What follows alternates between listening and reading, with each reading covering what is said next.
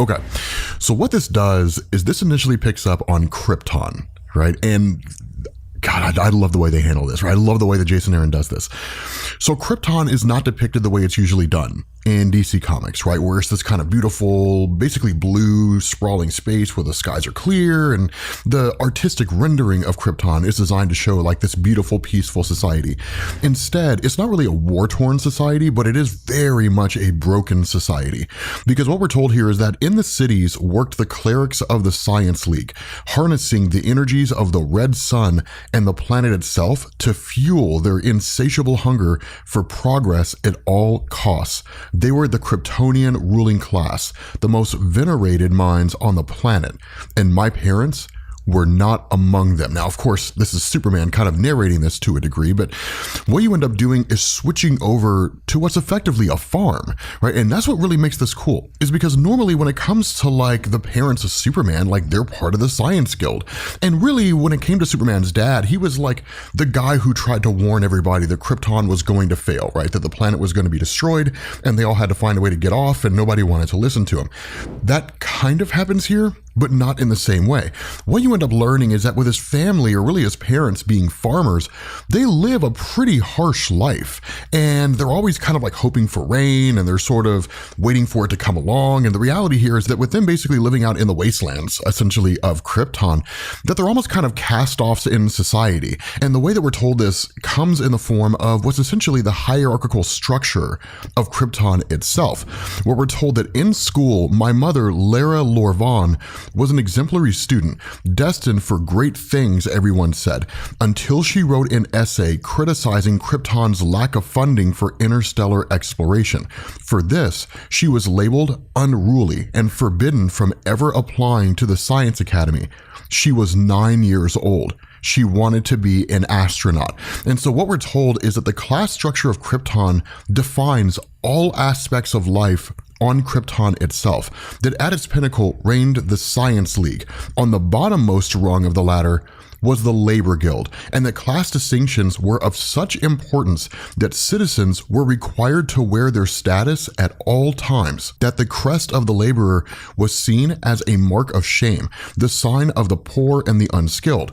People like my parents wore it with pride. Now, this is a sharp distinction from what we're used to when it comes to the Superman mythos in DC Comics, because in virtually every other depiction of the Superman mythos, the crest is a family crest, right? It's designed to say like, I come from this house of El. And so that's the symbol that goes on Superman's chest. It's the symbol that goes on his parents' chest, and so on and so forth. Now, of course, when Superman was on Earth, the symbol was more a symbol of hope, right? So I guess it kind of changes from one society to the next. But by flipping it on his head and basically saying like, this is actually a sign that Superman's family came from laborers, right? And it was a sign of shame on the entire planet of Krypton is kind of mind-blowing the way that it's done. The other part of this is that, as most of you guys know, within DC Comics, Superman has different nicknames, right? The Man of Steel, the Man of Tomorrow, the Man of the Sun, like that kind of thing. What we end up finding out is that kind of nickname actually comes from the concept of being a laborer on Krypton, right? He says, we were the children of the sun, they said, those who made their way with their own two hands. We were the people of steel. So I love that idea that like they totally turn on its head what it means to call Superman the Man of Steel, right? They don't call him that because he's just, indestructible and bullets don't hurt him. They call him that because he literally labored with his own two hands, or seemingly comes from parents who did. And so this is when you go into kind of a reworking of the traditional collapse of Krypton. And that's why I kind of love how we're focusing a lot on this. We will actually focus on Earth here in a minute, but in essence, what ends up happening is that because Superman's father works as an engineer for the geological department, for lack of a better word, that while they're mining down in Krypton, there's rumors and stories of like stress fractures, right? The idea that Krypton is seemingly falling apart. And so Jor-El goes down there to investigate.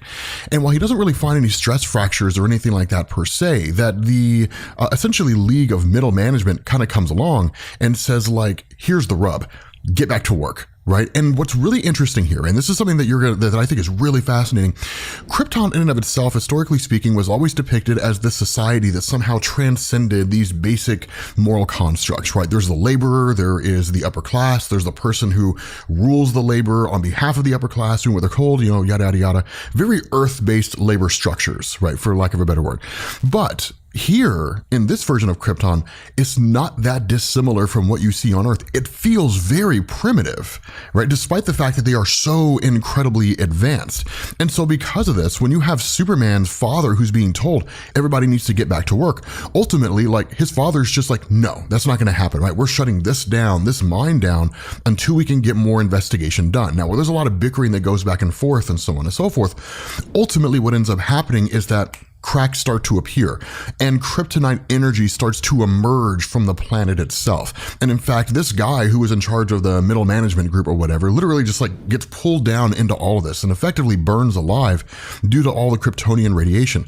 And Jor-El ends up fleeing from this place where seemingly everybody else was killed. And so at this point, you switch over to Brazil here on Earth, of course, presumably after Superman has been sent away from Krypton. We will wrap back around into what's going on with Krypton itself. It does become an important part at the end of the story. But what this is designed to do is kind of juxtapose the similarities between how life operated on Krypton and how life operates on Earth. That you still have these kind of hierarchical structures, right? You have those at the top, you have those at the bottom, and then you have those who hold the chains and whips designed to keep those at the bottom, right? And so it's really fascinating when you look at this because you basically pick up in what's effectively a diamond mine out in Brazil somewhere. And what you have are these people who were living this incredibly harsh life, because what we're told is 3 days ago, the migrant workers at the Lajes Creek diamond mine, I'm not really sure how you would pronounce that in Portuguese, were tunneling underneath a kimberlite ore body, the typical host matrix for diamonds, when they came upon a large deposit of asbestos. They were ordered by their employers to continue digging. And so they did. Now, for those of you guys out there, and I know there's a lot of younger people out there who don't know what asbestos is, it's effectively a carcinogen, a cancer-causing agent. And in fact, that was actually in homes, right? I want to say it was like in the 70s when they basically outlawed it, right? They banned it. But it was a chemical out there. It was a substance that would give people cancer. And there were people who worked in it all the time, right? Because no one was ever told that it would cause cancer. But the fact is, like, these mine workers are working in a mine that is giving them cancer. And so it says snow began to fall on the favela outside the mine where the workers lived with their families, a blizzard of carcinogens. When the workers tried to leave, they were reminded that they were still under contract to the Lazarus Corporation.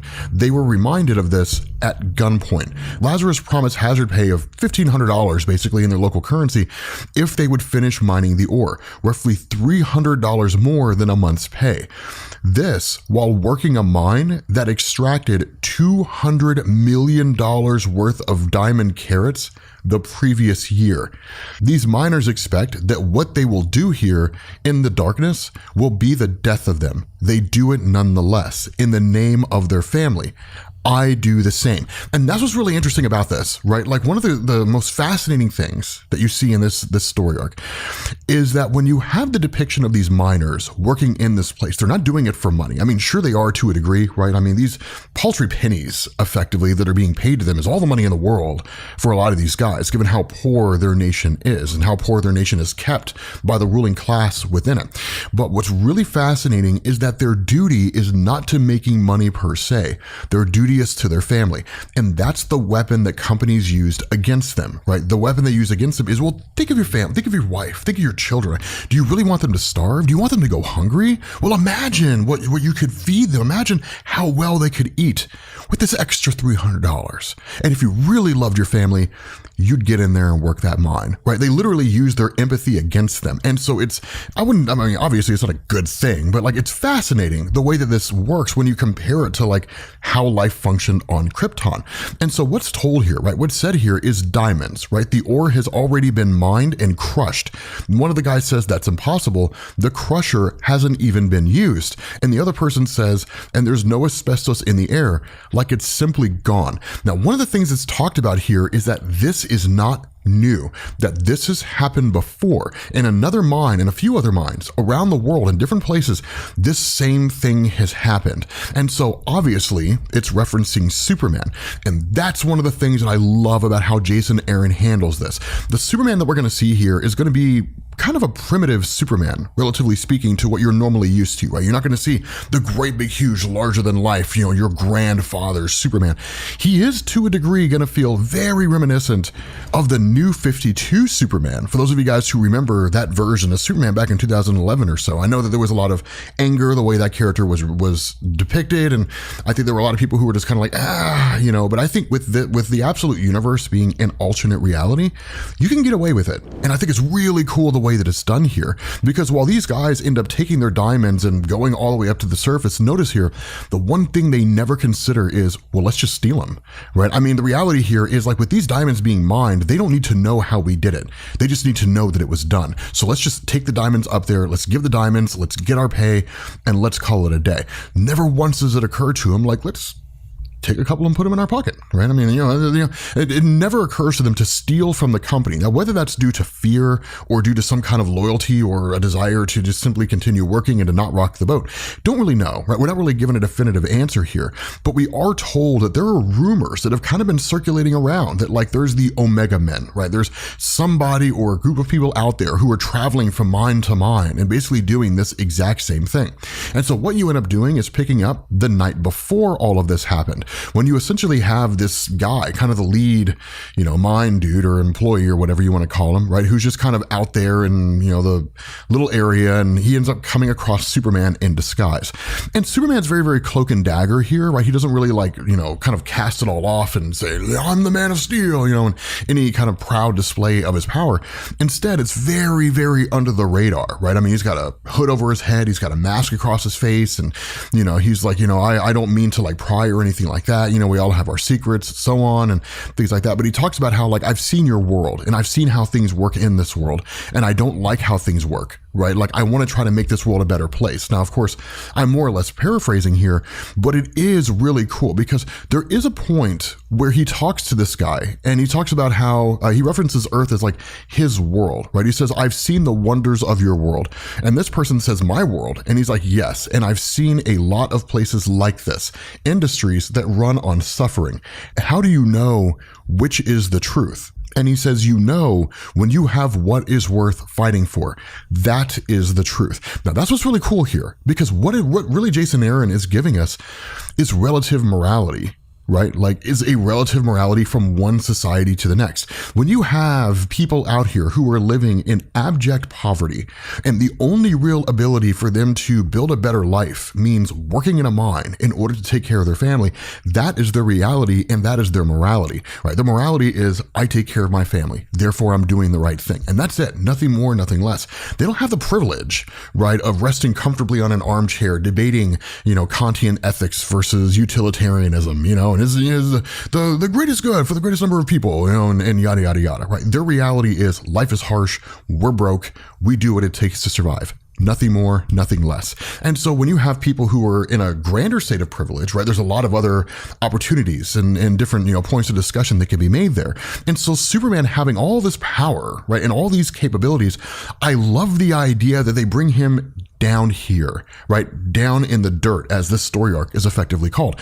And he meets with the average person and talks to them and understands what their morality is. And that's why I say it's very reminiscent of New 52 Superman, where he's not the Superman who exists on high, right, some kind of god up in the sun leading humanity into a better place. He's just like that dude over there who's kind of figuring it out as he goes along. And so the result of this is you end up finding out that kind of like the police force, right, that works for Lazarus are the Peacemakers, right? Modeled after, of course, as most of you guys know, like the Peacemaker from DC Comics. Thank James Gunn for introducing that guy to us in the taking him out of comics, out of obscurity, and bringing him into the mainstream.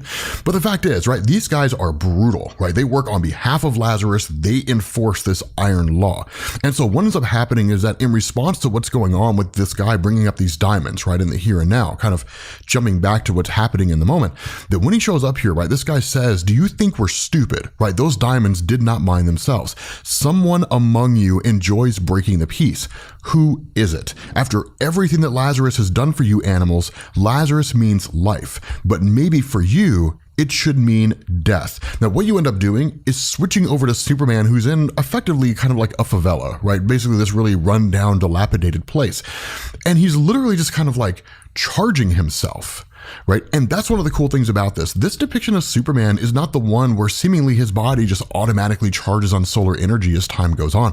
That doesn't seem to be the case. Instead, like, he has to actively charge his solar cells. Now, again, we don't know if that's a fundamental limitation of his biology. We don't know if he hasn't just quite figured out how his powers work yet. We don't really know how any of that ties in because we don't know the events that led up to the here and now after Krypton. But what ends up happening is that because of what's going on, once the peacemakers show up and they start turning guns on everybody, when they realize that the entirety of the labor force had shown up except for one guy, because Superman showed up here and pretended to be a member of the labor force, they track Superman down to his location. They immediately target the house, and then what does Superman do?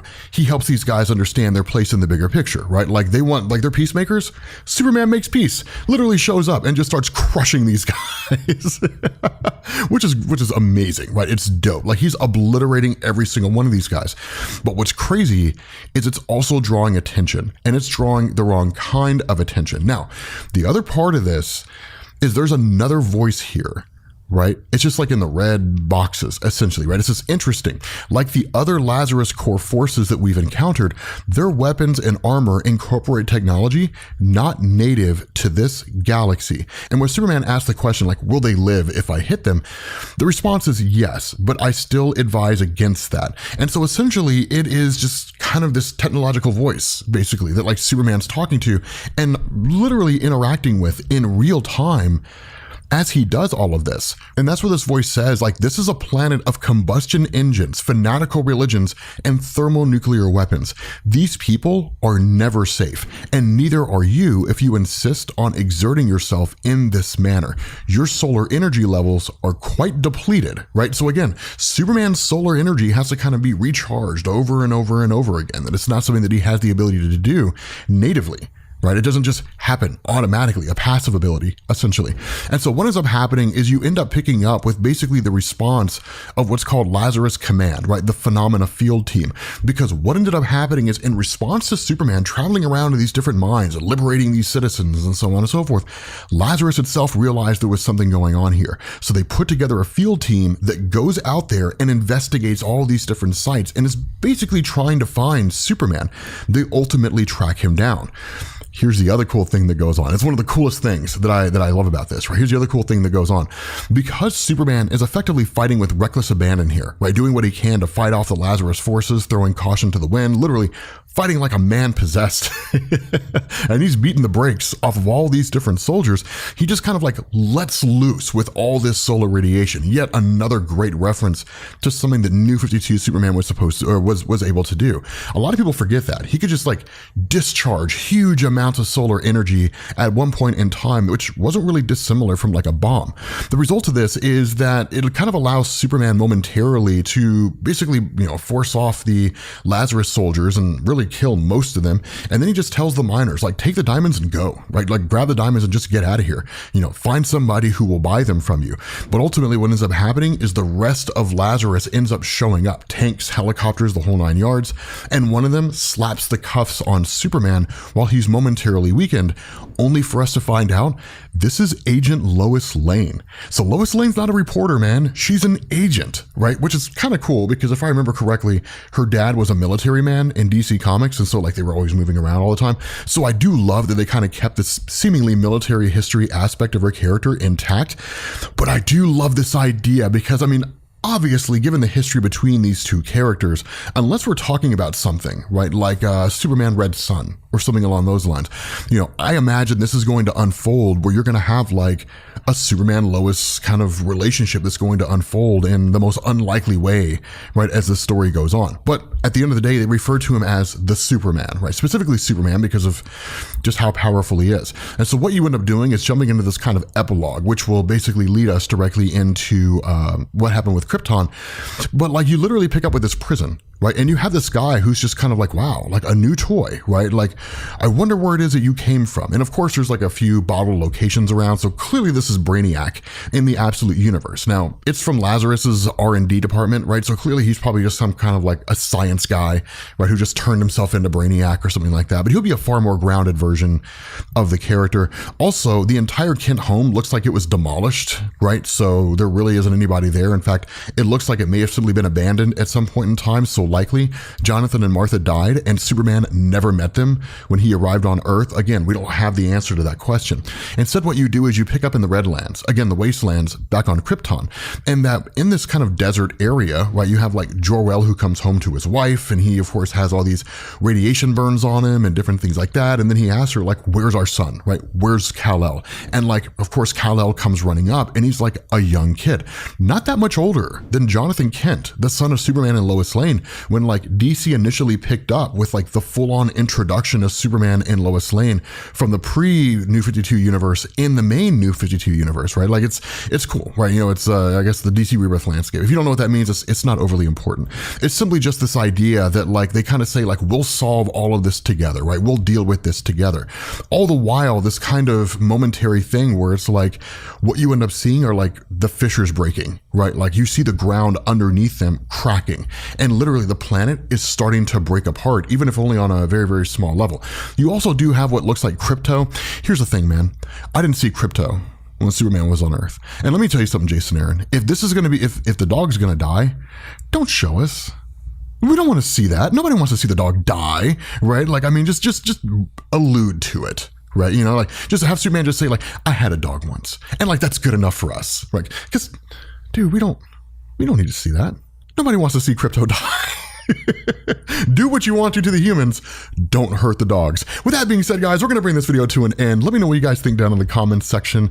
And yeah, I love it so far. Again, I'm in a hotel room, so sorry I'm not my normal like, yeah, you know, I'm not my normal crazy self. But yeah, I will catch you all later. Peace.